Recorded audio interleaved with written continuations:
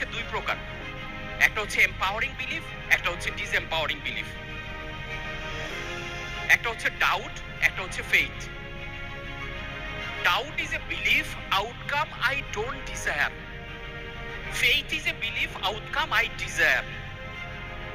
তার মানে আমি যে কোনো ঘটনা আমার সাথে ঘটলে আমি যে কোনো দুইটা দিকে ফোকাস করার আমার সুযোগ আছে, একটা হচ্ছে ডাউট, একটা হচ্ছে ফেইথ।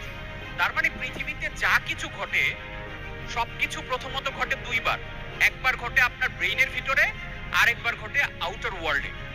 সো আপনি যতক্ষণ না আপনার ব্রেইনের ভিতরে 1 কোটি টাকা ইনকাম করছেন এটা ইনস্টল করবেন, ততক্ষণ আউটার ওয়ার্ল্ডে এই জিনিসটা আপনি দেখতেই পাবেন না। তাহলে প্রথম এই যে এই হলরুমটা চমৎকার করে যারা বানিয়েছেন, কারো মাথায় এটা প্রথমে আসছে না যে এরকম একটা কিছু আমি বানাবো, this is the idea stage. এটা তার মাথায় ঘটার পরে সেই স্টেপ দিয়েছে এটা আমি বাস্তবায়ন করব।